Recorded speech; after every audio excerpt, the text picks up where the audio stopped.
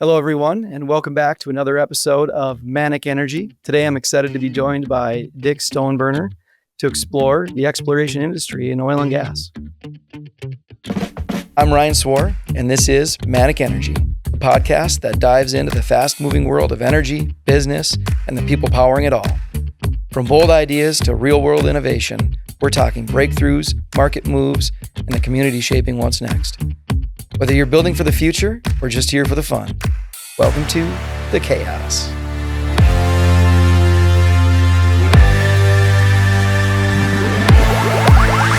So Dick, welcome to the show. Thank you for joining us today.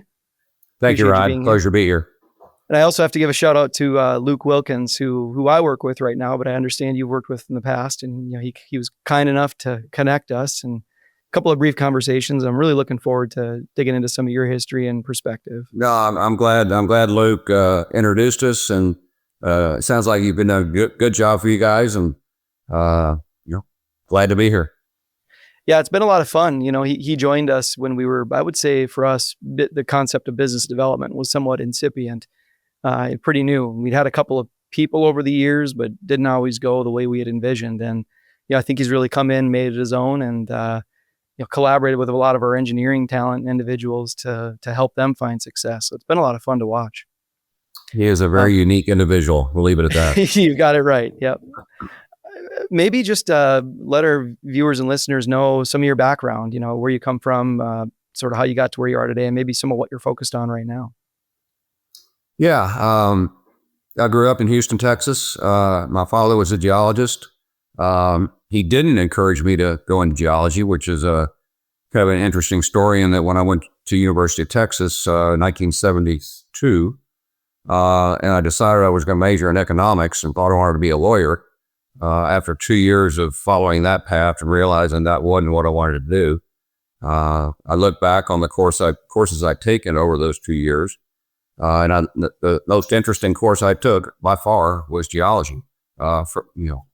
Fall of my freshman year, actually the only B I made all A's and one B, and it was a B in geology. But it was honestly the one that I look back on and said, if the rest of it's like this course, this is where I need to go.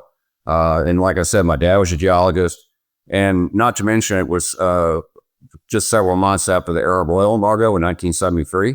So things were lining up to, if I did get a degree and got in the industry, it was probably going to potentially have a very good career because of the success that was in front of people that were going to get in the industry during that time frame. So fast forward, I spent my first 30 years thereabouts in various capacities, some of it on my own. I was unemployed in October in 1985, and January 1986 started probably the hardest period that any of us have experienced in the oil and gas business. It was there were just no jobs to be had. It was really kind of a crummy industry, to be honest. Crummy in the sense we weren't very good at it. In the early 80s, I know we were rebaying the North American industry 4,500 rigs, and we've never even come close to that. We run less than 1,000 rigs today, well less than 1,000 rigs.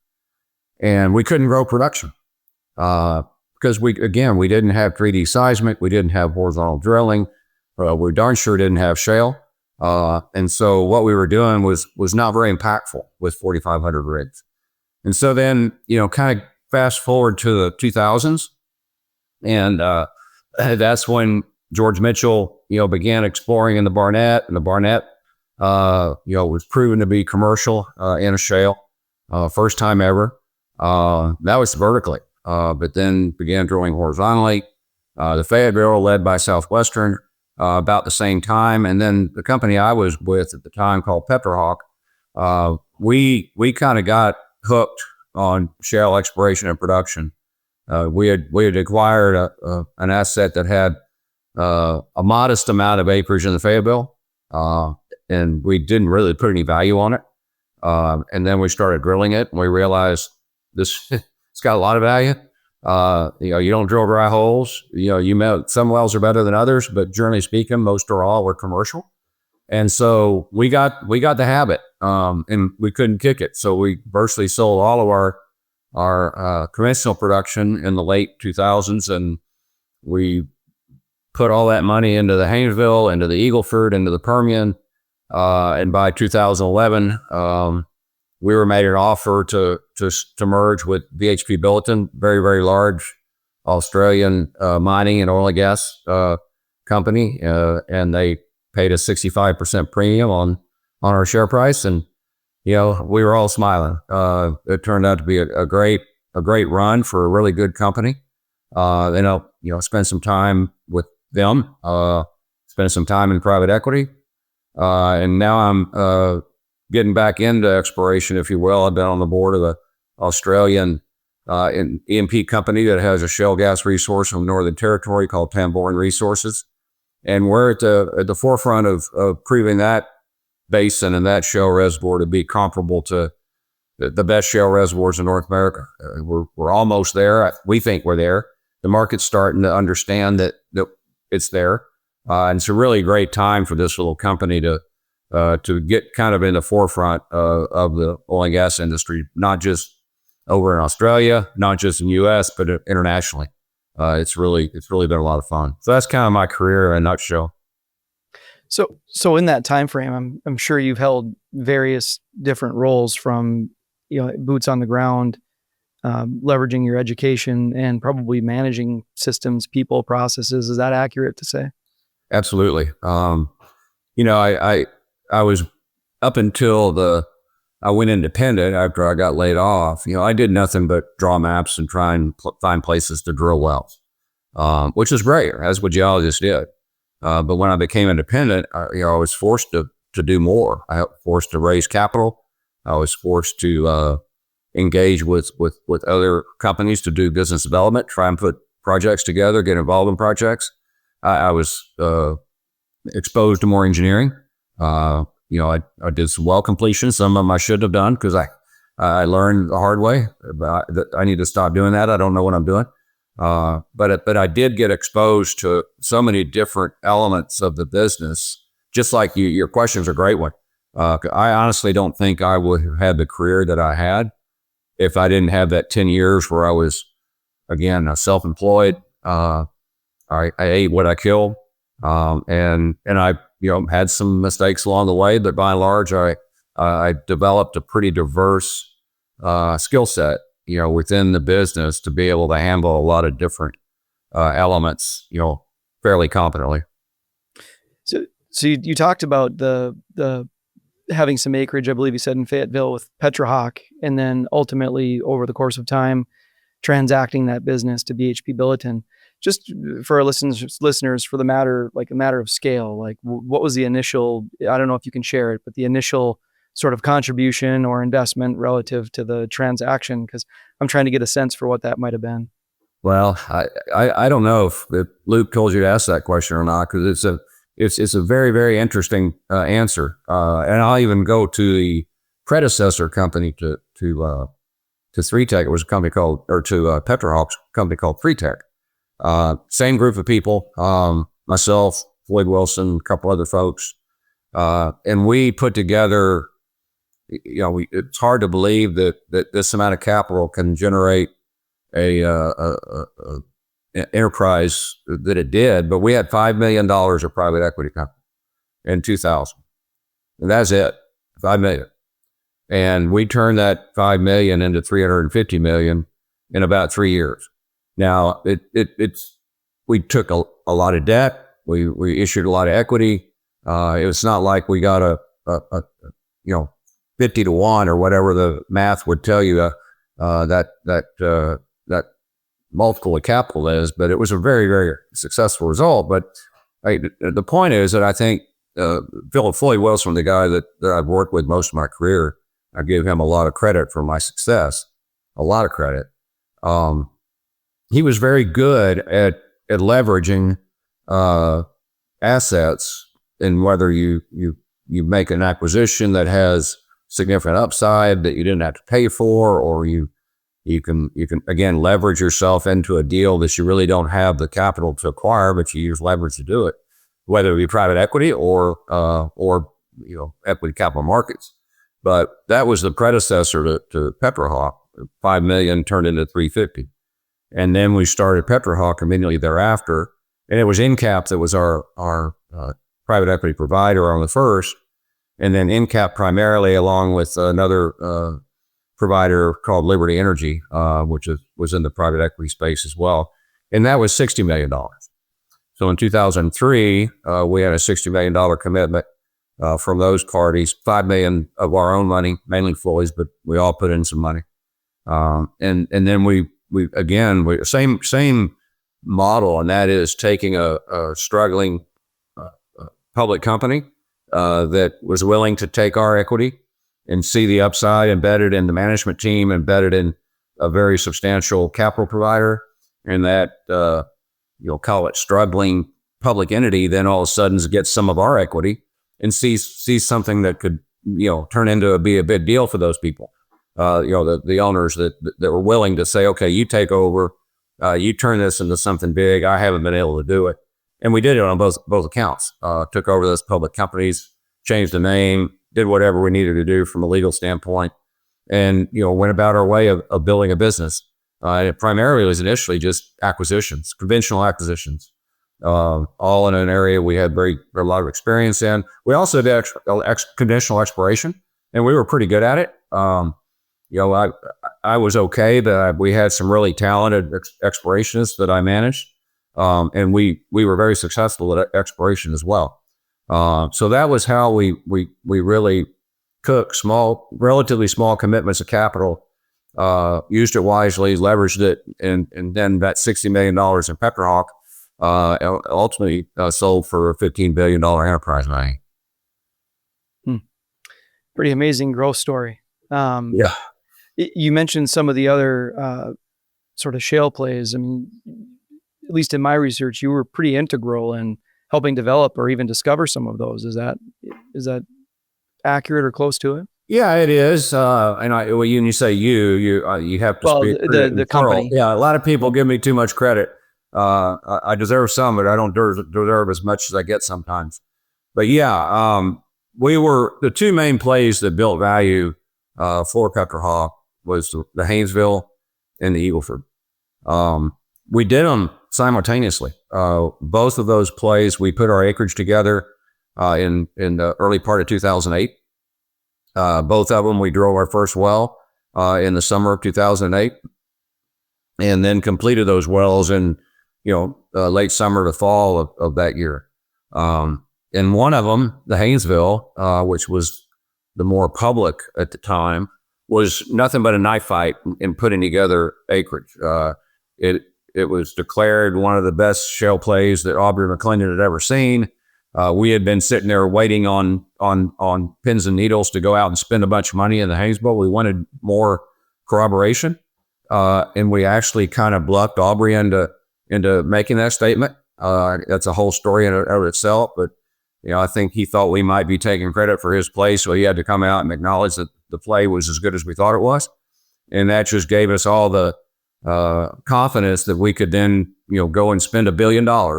We literally spent $1 billion in buying leasehold from, call it spring of 2008 to August of 2008. That's when everything stopped. It stopped because most of the acreage had been acquired. It also stopped because September of 2008 was a financial crisis, and there was no more equity capital markets to help support. But anyway, we already put together that acreage.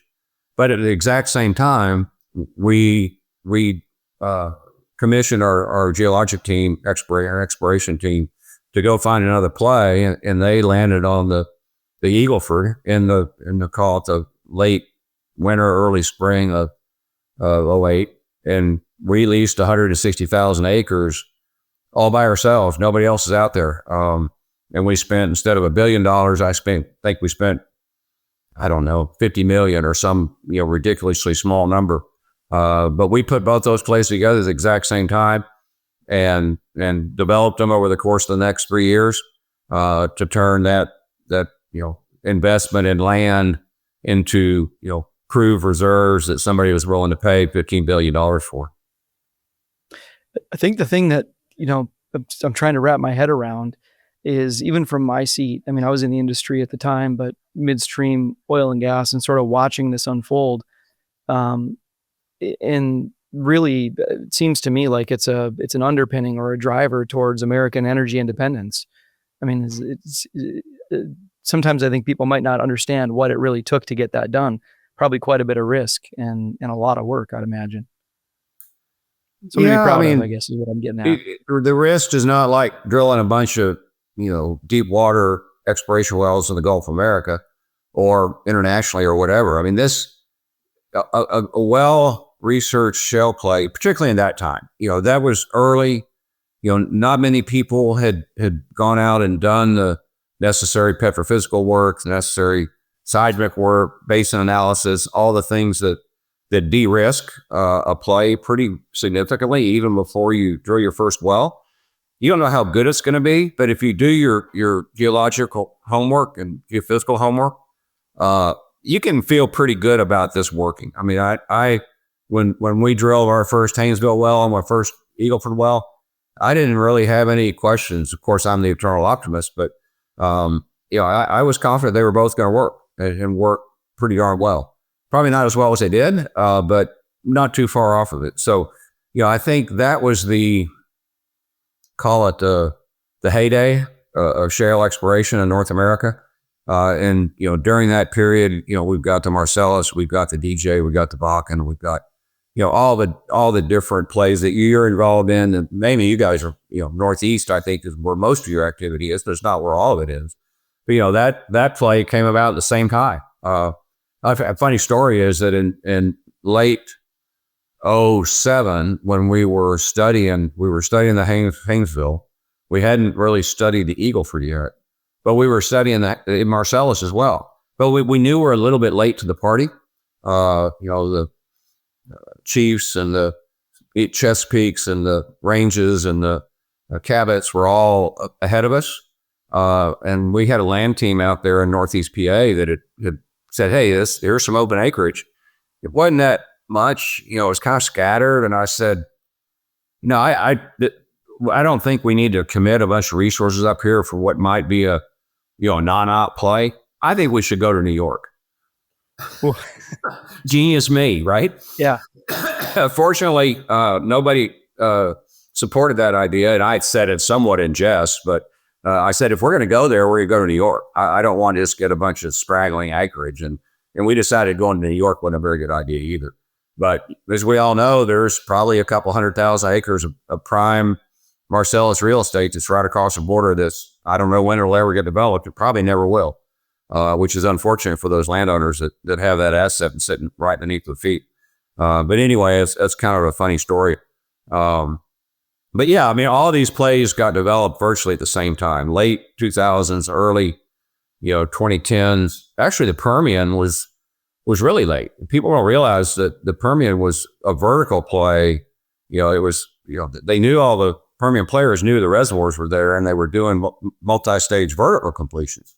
And it wasn't until probably 2012, 13, 14, where, there was a lot of activity amongst the incumbents, the pioneers, the others, meaning Pioneer, before they really ramped up their horizontal program.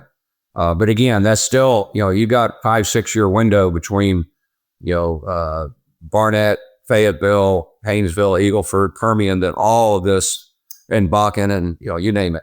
They all came together. And to your point about independence, your listeners may know this, but before shale production ramped up, we being United States, making 5 million barrels a day and declining. And I should know what the gas volume was, but I think it was less than 50 BCF a day. And now we're 13.5 million barrels of oil and over 100 BCF a day.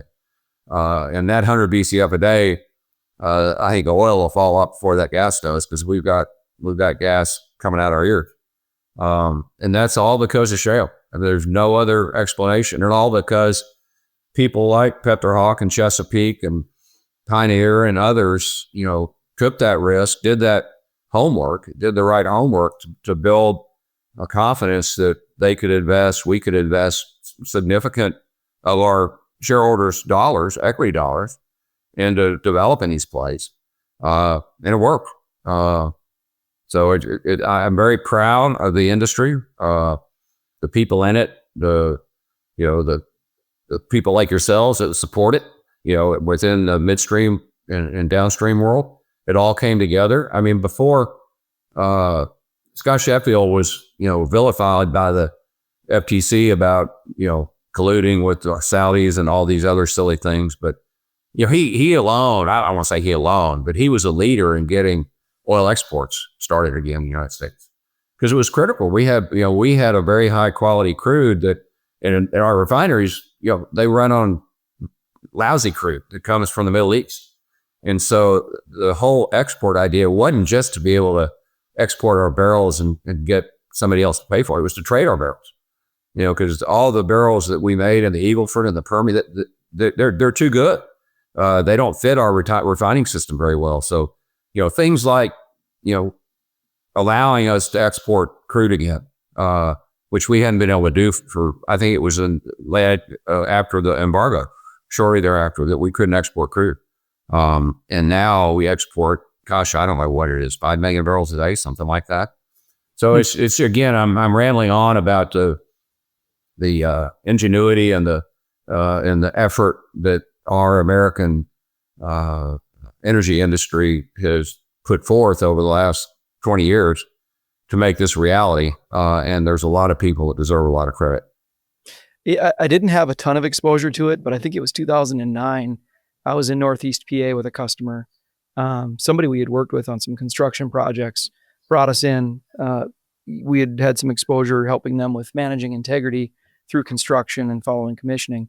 And, when he brought us in, I remember the first time out there, I got out to the main yard or the main job site, and it was literally a couple of job trailers. And I walked into the one and we met all the folks that were running the show, and they had a whiteboard with some circles drawn on it and some tracts and some, here's what we bought. Here's where we've got our dates when we got to get a stem in the ground type of thing. And it was only so big. And they're like, this is as much as we're planning to tackle. And then I think once they got some of the early work done, I must have been back out there like 6 weeks later to do, boots on the ground work for us. And it was like the map on the wall tripled in size while I was gone. And they're like, no, it's expanded, but this is all we're going to do. And it went from like one central delivery point to, I can't remember how many, and, one dehy facility to 4 dehy facilities to, eventually the job trailer wasn't big enough to hold all the things they were putting on the wall. And it was like, it seemed like a race. But the thing that was neat about it was not just feeling a part of that journey that drove, in many ways, energy independence for America, but also just the entrepreneurialism of the exploration and just how fast and rapid it changed. It's a real fun environment to be a part of, as opposed to something that's very stable, and I won't call it stale, but it was a pretty good environment. Did you have any experience with that as well? Yeah. I mean, if entrepreneurial, it was the entrepreneurs that developed Shale. The majors, and I give them credit. I mean, Exxon, they really don't want to get into play until it's absolutely 100% proven, and they're willing to pay out for it.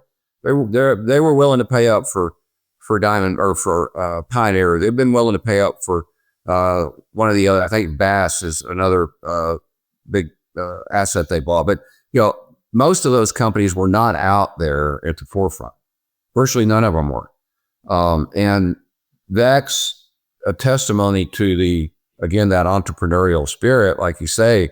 That could have been Petrohawk in that trailer, and we're just trying to piece stuff together, and then all of a sudden it goes so fast. And then if you don't want to play, you better get out of the way, because like I said, the knife fight in the Haynesville, it was a classic example. It only went on for 6 months, and we spent $1 billion, and I'm sure Chesapeake spent much more than that. It was mainly just 2 of us. Now others were out there kind of on the periphery piecing things together, but it was almost a mano-a-mano fight between Floyd Wilson, my boss, and Aubrey McClendon, who ran Chesapeake. And, it was just unbelievable to watch the pace at which that play was put together.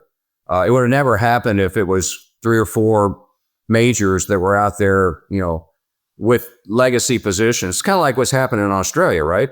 We've only got a couple people out there that are developing in Australia. We can't accelerate the pace that the country could use it, and I'm not meaning to shift gears for that right now, but when you have the type of mineral ownership you have in North America, and that is all private, most all private. You got federal lands out west, but most of the plays that we were developing during that period is private land, and 5 acres here, 100 acres there, 10,000 acres here.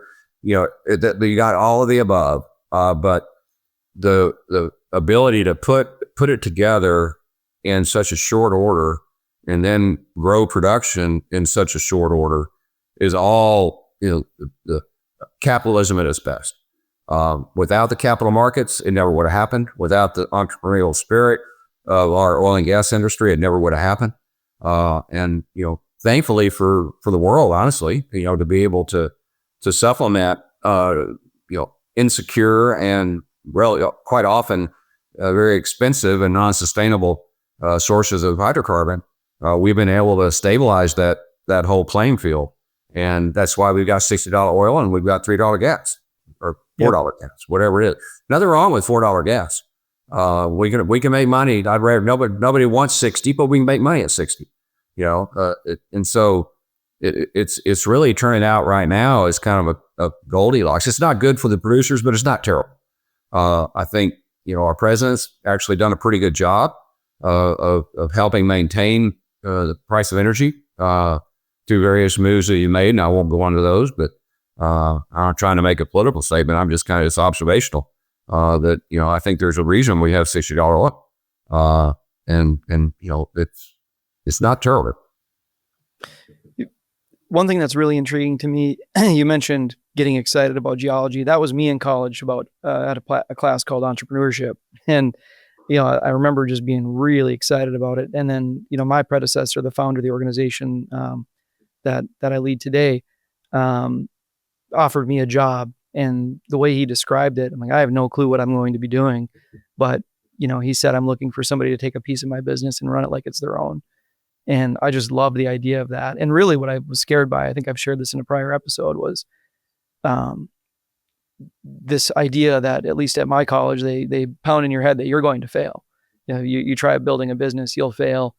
The odds are against you and stacked at that. And so I thought, well, I might learn something here and maybe I can employ that later in my career when I really do go out on my own. But it turns out I kind of fell in love with the work that we do and the company and the people that work there.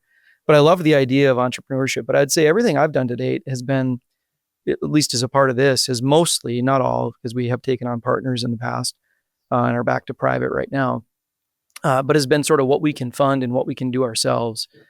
How does one go about, and maybe not necessarily for the energy industry, but just generally speaking in any business, let's say somebody recognizes a significant opportunity, how does one go about accessing capital or the capital market? Like, where do you even get started? Any advice or guidance there? Not that I'm necessarily looking, but it'd be great to get some tips on that. Well, I've been on both sides of it. I've been on, particularly the 3Tech story and the Petrohawk story, where I've been the recipient of private equity capital that had a specific business plan in mind. And I've also been working with private equity. I spent almost 10 years with Pinebrook Partners, which was a private equity firm based in New York, and was involved in funding and managing portfolio companies within our portfolio. And I think it starts with a good management team, because you can have the greatest idea in the world, and if you have a management team that can't execute that idea, that business plan, probably not going to work. You'll trip and fall and make a stupid mistake that you'll look back on and say, wow, I wasn't very experienced. Why did I do that? And so really, I think when it comes to, like the end caps, looking at our management team and making a bet that we can pull off this plan, the plan was there. I mean, it was, again, as I described it, take over a public company, reverse merge it, and then build it with the equity and acquisitions. And so I think if you have that really good plan and you have a good management team, and you have an industry that is supported by some sort of capital, you're not going to get it from the public. You might either get venture capital or which is really not, that's not the kind of capital that comes into energy plays. It's really private equity capital.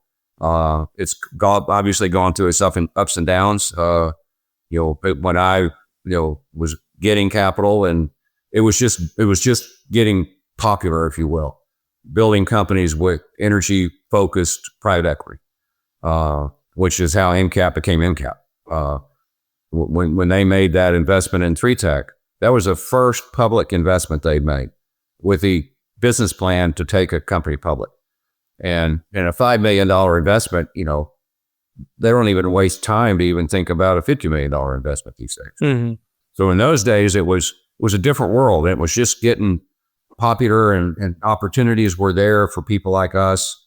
And then that just grew and grew and grew until you get to the mid-teens.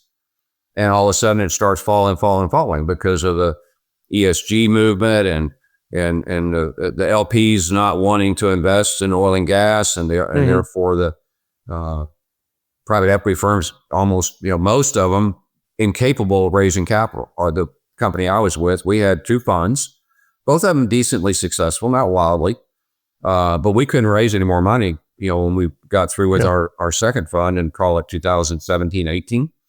And we just, that company's just kind of withering and, melting away. Didn't generate any additional investment capital because of the change. And it still seems to be that today, right? It's the pendulum has come back just a little bit, but it's only for a select few of companies. All the other ones, like the Pinebrook's of the world, are gone. But you still have the NCAPs, you have the Quantums, the NGPs, and a handful of other, good, solid firms, not quite of that size, but you still can count them on 2 hands that can go out and raise a fund with energy only focus. Investment. So it's probably safe to say you couldn't do that 3 years ago. Go ahead. Is it safe to say that sort of those heydays of exploration are safely behind us? So where does it go from here? Is it really more efficiencies and on what's already been drilled and completed for the most part, or does it come back ever, depending on the demand side or ESG, like you said? That's a great question. Even if there were more shale plays to explore for, and there aren't, I don't believe, in North America at least, and I don't see private equity going international in any big way. So, while there'll be some capital that's raised by a portfolio company to go out and drill wells in these basins still, but to any great significance, no. I think you're looking at consolidation, like we've been watching the last 2 or 3 years. Mm-hmm. And that food chain has been with us forever, and everybody just gets bigger. There's not a whole lot of little guys anymore, and so you got average size guys, let's say, that are out there that don't have any liquidity to speak of. Liquidity is hard when we build a business to find capital that wants to say, okay, I'll buy your business, so I'm going to grow it, even though you've been trying to grow it yourself. But they may have a little more capital, they may have lower, different return threshold. They'll be able to look at your business and say, I can pay you a certain discount rate. I'm willing to do that. But it's not very common. So it's harder and harder for small companies to build and sell with success. But you've got these big companies that who's left for Exxon and Chevron and anybody else in that neighborhood to buy. I mean, the gap is just growing and growing between the big guys and the medium guys. There's not any above medium and smaller than big, if that makes any sense. That's an interesting. I'm not answering your question at all because I don't even know what the answer is. But there will be consolidation. It just has to be. There's not enough inventory left, and there's they being the larger companies that need to backfill that inventory. They're going to keep buying. They're going to have to keep buying smaller. There's not going to be any more There's a Diamondback. Diamondback's the only one out there right now that probably is the next domino to fall, in my opinion. And after you get rid of Diamondback, whenever that might happen, if it happens, it's just getting a wider and wider gap between the big guys and anybody else. Mm-hmm.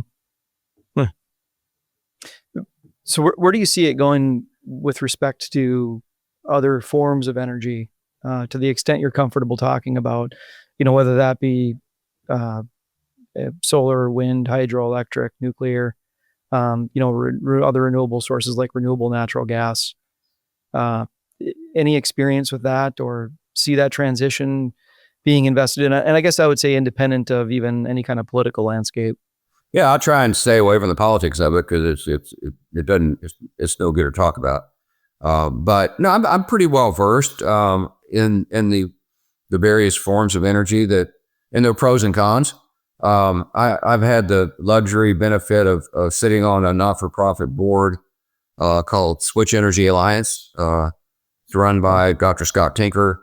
Mm-hmm. I've known Scott for over probably 15 years or more. And you've been on when he was a director of the Bureau of Economic Geology, you've been on his visiting committee there. I've been on the advisory council at the Jackson School of Geosciences, which was, Scott's bureau was part of that. So what I've been able to do is get exposed through academia and through just knowing and being involved with Scott and his initiatives. And he initially produced a movie called Switch back in around 2010. Great documentary, just what you're saying on all the various sources of energy, every one of them, all 8 or 10 or 12, or whatever at the forefront at the time. And again, pros and cons, talking to the people that are involved in a lot of policymakers interviewed in that meeting. So, for the last 15 years, I've had a really good exposure to all forms of energy. And it's really a simple answer, Ryan. All of the above. And anybody who doesn't take an all of the above position on where do we go from here is probably following politics. Because there's no reason not to, encourage all of them. But not all of them are fit for all purposes in all places. And so that's why, getting compressed natural gas into Africa so the people can burn with that instead of dung, and lengthen their lifespan and make their life much more affordable and just a better form of life. And that's just one example. And then, windmills and solar farms, they're all well and good. I think they're overrated simply because they do not produce a dense form of energy. The amount of landscape it takes to put up a solar farm or a wind farm and use that land for a very, very small amount of energy generation. And it has to be backed up in both cases. It's just really not it's not dispatchable. It's not sustainable. I'm not saying don't use it. Don't get me wrong. It has to be supplemented by hydrocarbons or nuclear, one or the other. And I'm a huge fan of nuclear. I just think we're so far away from having the capacity with small nuclear reactors or even large scale. But whatever scale nuclear that we might want to invest in the future should be invested in. But it's not changing anything any significantly in concept. And that's why. I just don't like the term transition. It implies something that's in somewhat in the near future. It's an evolution. Evolution takes a lot longer, and you have to wait and be more patient for all of the different forms of energy to mature and be able to contribute in their own way. I think, and I'm going to make it up. I heard Scott say it the other day in a talk, but the solar and wind have increased, 10,000% in the last 10 years from where they are to where they are now, which is completely factual. They're 4 or 5% of the total energy spectrum. So, he likes to use the term, are you factually accurate or are you accurately factual? Completely factual or factually complete. Yeah. So it's completely factual to state that completely. The growth has been significant. Factual, to be factually complete, you've got to take into consideration the sources of use. I kind of got off track there, but the answer to your question is all, the society and policymakers need to be more knowledgeable, more educated. Open your minds to education. That's what Switch Energy Alliance is all about. It's about creating video and other educational forms for K through 12. We generate tons of material that is given free of charge to anybody that wants to raise their hand and say, if you want to teach this to your K through 12 people, just sign up and we'll make it available to you. And so educating particularly younger people on the realities of energy.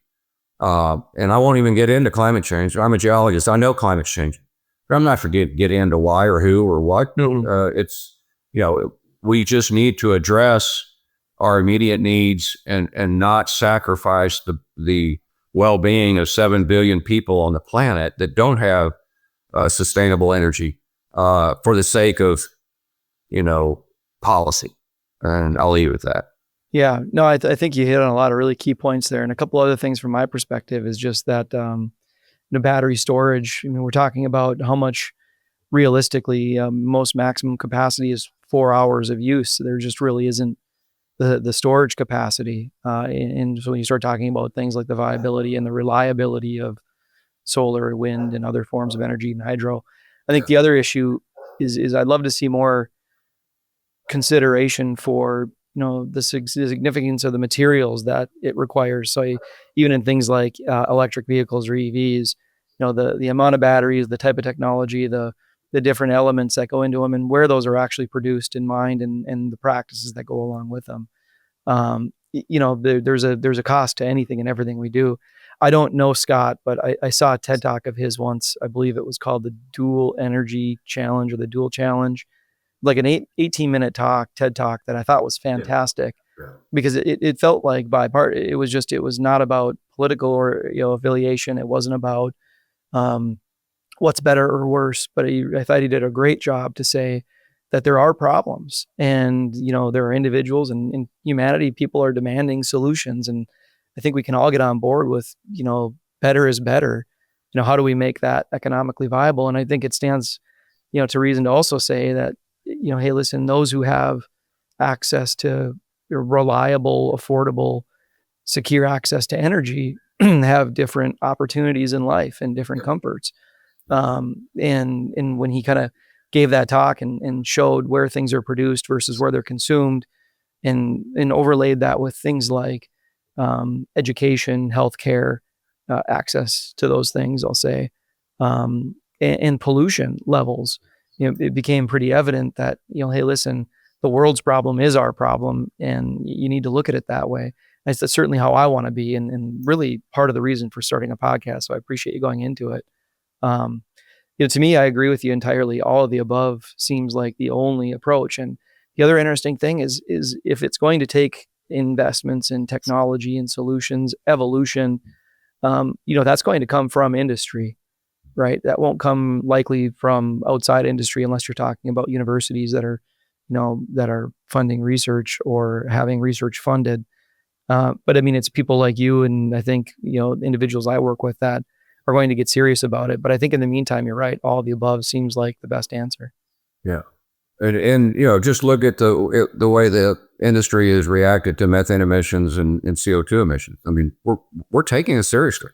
We're not dismissing all this stuff. I mean, Absolutely. It takes a lot of money, and some of it's proven to be sub-economic, and some of it may not get. I just read some stuff on CCUS this morning. All the projects that are on the books, some of them are having a hard time getting into actual construction and implementation, just because of the economics. I mean, you can only support with subsidies or whatever handouts that we've been doing for a lot of these types of sub-economic projects, thinking that, well, if we get them off the ground, they'll become economic. That hope is not a strategy. Yeah. I think there's been a lot of hope in that regard. And frankly, they're running into the same challenges on permitting and people's comfort level of having that infrastructure, run through their land, running into the same challenges a natural gas pipeline company might, right? It's sure. the product ship doesn't matter. Maybe I don't want it, even though it's subsidized, as you say, and intended for the greater good. So I think a lot of complexities and challenges for that industry too. And I didn't even mention the recycling element of all the, wind farms and solar panels and, just the batteries. They don't last very long. There's a lot of Tesla batteries that are going to, end up in a junk heap somewhere that, it's not a very, pretty sight to have millions of batteries. Where are we going to put all these? Yeah, you're right. There's a cost to anything and everything. Nothing in this sense is free. So no. But I think all of the above is definitely right, and in the best possible paths. I think the industry, you're right. You nailed it when you said it's taking it seriously. I can tell you that for at least the ones I speak with most frequently, our employees in our company at Lake Superior Consulting, they're like, it's really important to them. Like, sustainability and doing the right thing, like it's as important to them as anybody you might talk to that isn't out in the industry. Yeah, I'm glad the focus is, it hadn't gone away from CO2, but it's probably migrated more toward methane than CO2. It's a much more dangerous greenhouse gas. And that's an easily correctable problem. And you know it as well as anybody in your business. I mean, pipeline integrity, oil field integrity, technology. I think the industry made dramatic strides, more to be made, but I think most of the easy stuff's been done. Some harder stuff will still get done, but the amount of methane that we've allowed, whether through pipeline or production facilities, I think is we should be very proud of that we're actually doing our part. Well, I really appreciate you joining us. Anything else you wanted to try and cover today, or anything you wanted to ask me?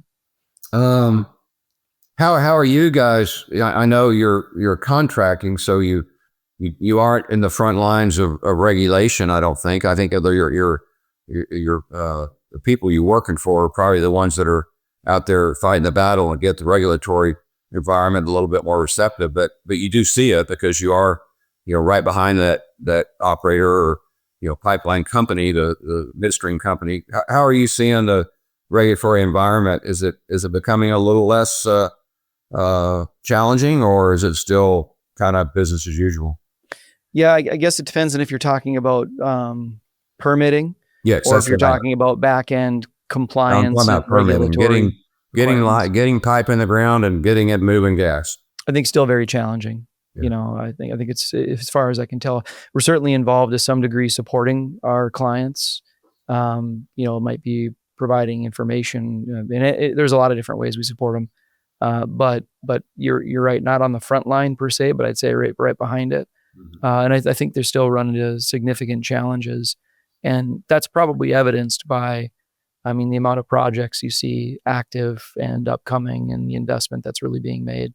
At least that's my opinion. I don't know that for fact. But I think it's still really challenging. On the back end, I think from an integrity perspective, certainly involved. Wanted to mention, the Inga Foundation is producing some really cool documentation completely aimed at educating youth on the energy industry, not just on the uses and benefits, in this case of natural gas, but other forms of energy, and really understanding sort of the all the above thing. What are the opportunities? How do we use these resources? And I think that'll be available to the general public very soon if it hasn't been made already. I was part of lucky enough to be involved in a committee that created the content, or worked towards creating the content. So fully agree with you, and spent quite a bit of time thinking about it myself. How do we sort of pick up a shovel and help educate people? Because it's that generation that's going to, make the biggest impact of change, I think, that everybody's really looking for. For sure. But permitting, I think, let's call it public opposition, is still a significant barrier from what I can tell. Unfortunately, I figured it was probably a rhetorical question. I think I knew what the answer was. Yeah. And I think clarity is one of the bigger challenges too, like consistency and clarity on what you can expect. And one of the other challenges, at least that I've heard of, is just it might depend on what state you're working in. Absolutely. For assets that span the continent or span the country, it presents significant challenges, I think, to try and construct something across multiple states that have varying approaches, requirements, and then those aren't consistent. So I think they've got a daunting task. Yeah, if you got a 1 mile hole in that 1,000-mile pipeline, it still doesn't work. Yeah, and frankly, the demand is substantially increasing as well. So, if I had a crystal ball, at least from my perspective, it's a bit bleak in the next half decade. I mean, you see things like data centers where coming up, which have requirements for significant volumes of water and significant volumes of energy. It seems to me that the winner is likely to be gas, natural gas, gas to electric, probably on site. Maybe small nuclear reactors would be a solution, but I think the permitting runway is too substantial to meet the analogous arms race that appears to be unfolding. And so what you see, or what it seems to me is likely, is a significant demand in natural gas and other forms of energy and power consumption domestically. And so, you have to ask, is there the backbone or the infrastructure in place to really support that, especially when you consider the limited growth since the things you mentioned around the late teens, in the last 7, 8 years, the investment has been significantly less than what it had been previously. Now we have increasing demand, when a lot of, myself included, people rely on those forms of energy for daily life, who takes precedent. So I don't know. It's going to be an interesting 5 to 10 years, I think. No doubt. No, I really and I don't really know enough about the impacts of global demand and LNG, liquefied natural gas exports to help. We could probably pay another hour on that. Yeah. So I think those things are probably likely to drive demand, and do those support changes in permitting? I just don't know. Yeah. But thank you so much for joining us. I really appreciate you taking the time. I know you're very busy, and I certainly wish you the best of success in what sounds like a really exciting time in the exploration in Australia with the company. Thank you, Ryan. I really did enjoy it too. All right. Bye. Have a great day. I really appreciate it. Bye-bye. That's a wrap on this episode of Manic Energy, where the only constant is change. If you're fired up, do us a solid. Follow the show, leave a quick review, or send it to a friend. Got questions, ideas, or a topic you want us to dig into? Drop us a line at the link in the show description. Thanks for riding the current with us. Until next time, stay charged.